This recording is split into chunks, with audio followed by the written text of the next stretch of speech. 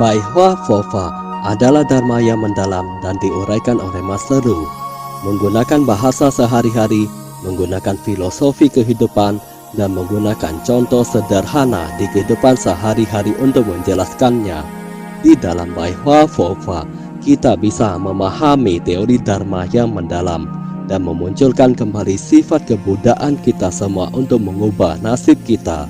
Silakan menonton Bai Hua Fofa Master Ru.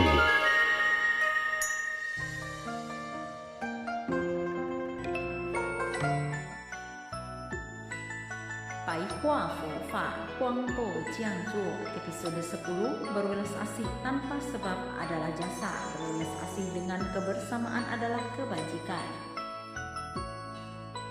Arahat terus menyingkirkan permasalahannya.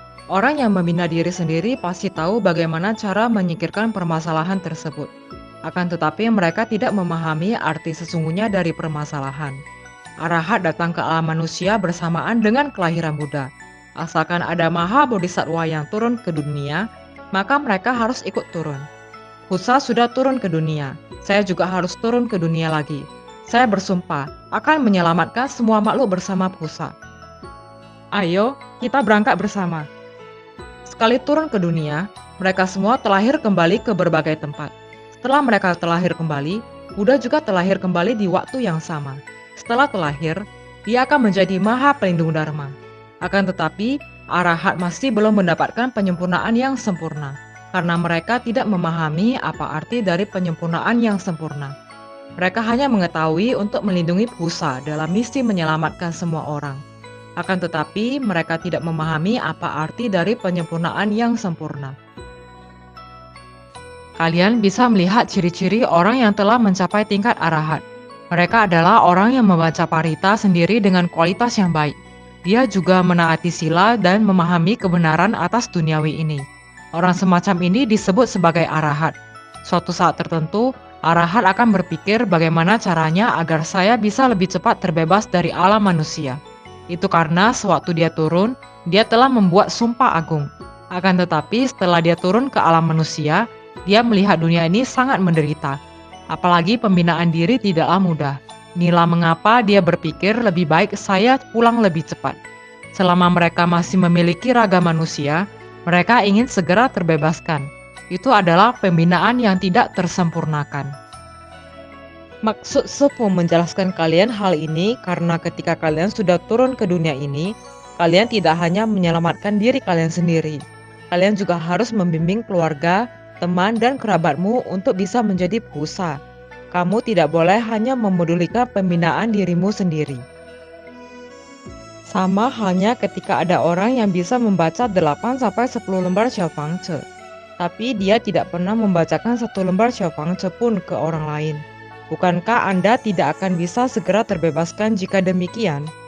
Ketika Anda tidak bisa berpikir dengan jernih, Anda akan berpikir, saya sudah banyak menderita di alam manusia ini. Kualitas diri saya sangat baik. Tapi mengapa saya masih tidak bisa naik ke atas langit?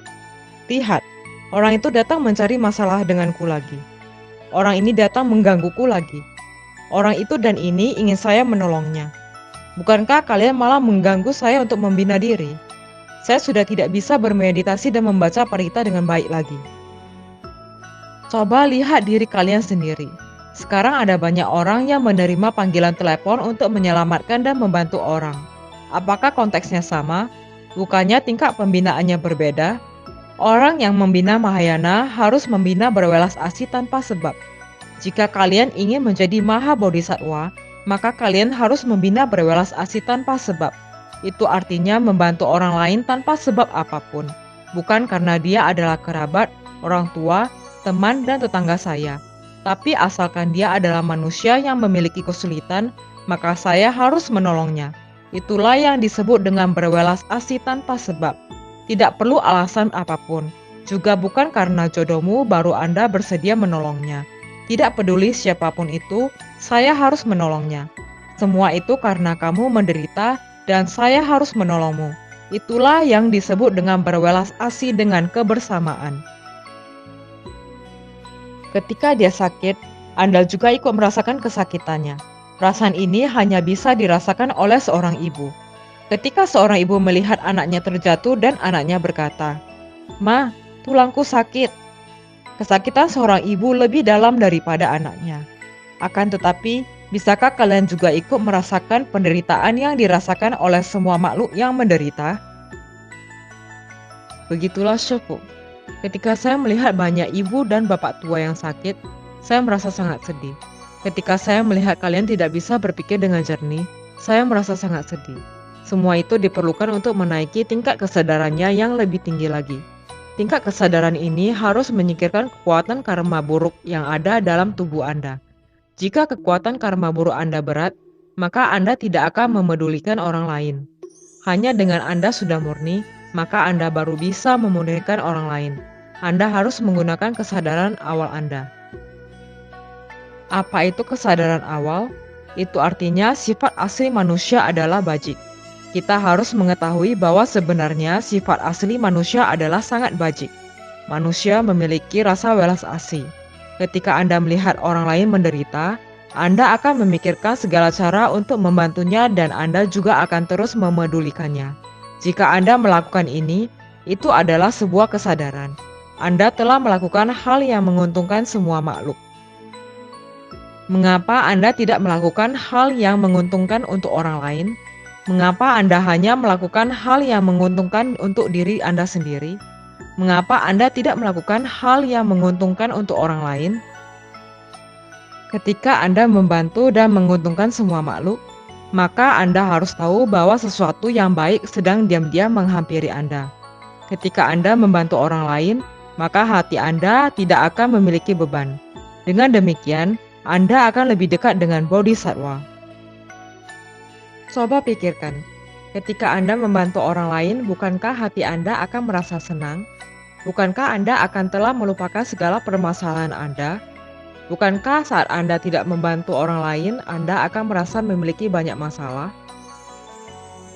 Contoh sederhana, mengapa saya harus membantumu, padahal masalah saya sendiri masih belum selesai?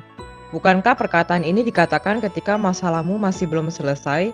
Jika masalahmu memang belum selesai, tapi Anda terus ingin membantu orang lain, bukankah dengan demikian masalahmu akan segera selesai? Itu karena Anda tidak lagi memikirkan permasalahanmu, tapi hanya ingin membantu orang lain. Praktisi Buddhis memiliki permasalahan yang serius. Itu adalah ketika Anda membina diri di rumah, Anda akan merasa sangat nyaman dan santai. Akan tetapi ketika Anda bertemu dengan banyak permasalahan sulit dan penderitaan, mungkin Anda tidak akan bisa mengatasinya. Hal ini memberitahu kita bahwa Anda hanya membina metode Hinayana di rumah. Jika Anda bisa menaklukkan permasalahanmu, membantu semua makhluk dan menjaga niatmu untuk tidak mundur dari pembinaan diri, coba pikirkan, bukankah Anda akan memiliki kemajuan yang signifikan? Apakah kalian tahu, semakin kalian menetap di rumah, maka akan semakin gelisah. Ada orang yang semakin memikirkannya, maka dia akan semakin gelisah. Tapi ketika Anda berkumpul bersama, Anda akan merasa bahagia. Betapa bahagianya jika bisa membina diri bersama. Jika Anda tidak merasakan kebahagiaan di dalam kebersamaan, maka Anda akan merasa gelisah. Jadi membina diri sangatlah sulit. Mengingat Anda sudah mulai membina diri, maka Anda harus menghadapinya. Inilah yang namanya pencarian akan diri sendiri yang sejati. Sepuh sering berkata kepada kalian, jika kalian membina diri tapi kalian tidak mengetahui moral untuk menjadi seorang manusia, maka apa gunanya kalian membina diri? Jika kalian membina diri tapi kalian tidak mengetahui untuk menguntungkan, membantu dan mendahulukan orang lain, jika kalian tidak mengetahui hal semudah ini, maka apakah kalian bisa menemukan kesadaran awal kalian? Untuk menemukan hal itu, maka Anda harus tahu bahwa Anda datang ke dunia ini bukan untuk menjalani hidup ini hingga akhir. Akan tetapi, Anda harus mengubahnya menjadi motivasimu agar pembinaan dirimu bisa berhasil. Kehidupan manusia ini hanya puluhan tahun lamanya. Berapa banyak kebaikan yang sudah Anda lakukan, juga perlu menghitung berapa banyak orang yang telah kamu sakiti, berapa banyak orang yang telah Anda bohongi, berapa banyak orang yang telah Anda sakiti dalam hal perasaan dan keuangan. Jika kalian masih tidak membina diri dengan baik, maka Anda harus kembali menjadi manusia lagi di kehidupan selanjutnya. Sekarang kalian sudah mengetahui betapa menderitanya menjadi manusia, kan? Jadi kalian harus menemukan tujuan kedatangan kalian ke dunia ini. Kita terlahir untuk membina diri bersama Sang Buddha. Kita meminjam kepalsuan dunia ini untuk membina diri yang sebenarnya agar kita bisa terbebaskan. Saat kita sudah memahami segala kebenarannya, maka apa artinya harta dan benda bagi kita? Apa artinya materi dan popularitas bagi kita? Semua itu adalah kosong. Seberapa makmurnya kehidupan seseorang pasti akan berakhir. Untuk menghadapi semua itu, kita harus sering merefleksikan diri agar bisa meningkatkan keyakinan benar dan pemikiran benar kita. Kita harus memahami pandangan ketidakkekalan. Kita harus memahami segala ajaran adalah ketidakkekalan dan ketidakakuan. Kita harus memahami bahwa segala hal yang kita miliki, termasuk kehidupan ini, adalah ketidakkekalan. Anda hanya memiliki kehidupan ini untuk sementara waktu. Anda tidak bisa memiliki kehidupanmu ini untuk selama-lamanya. Dan sebenarnya, Anda tidak memiliki kehidupanmu ini, karena kehidupan itu akan menghilang. Jangankan materi yang tidak bisa Anda miliki, bahkan barang yang kita miliki sewaktu kecil pun sudah hilang. Dan barang yang kita miliki sekarang juga pasti akan menghilang suatu saat nanti. Masa muda kalian telah menghilang. Segala hal yang Anda miliki di alam manusia akan menghilang. Martabat, kepercayaan diri, dan lain-lain akan menghilang pada waktunya. Orang yang Anda benci akan menjadi orang yang Anda cintai. Orang yang Anda cintai akan menjadi orang yang Anda benci. Segala hal yang individual juga akan menghilang pada waktunya. Mungkin saja Anda sudah melupakan buyut kalian. Akan tetapi kenyataannya, eksistensi mereka itu tetap ada. Jika tidak ada kakek buyutmu, bagaimana Anda bisa terlahirkan? Eksistensi semua itu ada. Akan tetapi apakah sekarang masih ada? Sudah tidak ada. Orang yang Anda benci dan Anda cintai akan berubah pada waktunya. Coba kalian pikirkan, apakah kalian masih memiliki orang yang kalian benci pada waktu zaman sekolah? Apakah kalian memiliki orang yang kalian cintai pada waktu zaman sekolah? Jika sekarang dipikirkan kembali, semua itu sudah lewat. Terima kasih telah menyaksikan pencerahan Pai Hua Fofa Master Lu Chin Hong. Bergembira dalam Dharma bersama dan menyelamatkan makhluk yang berjodoh.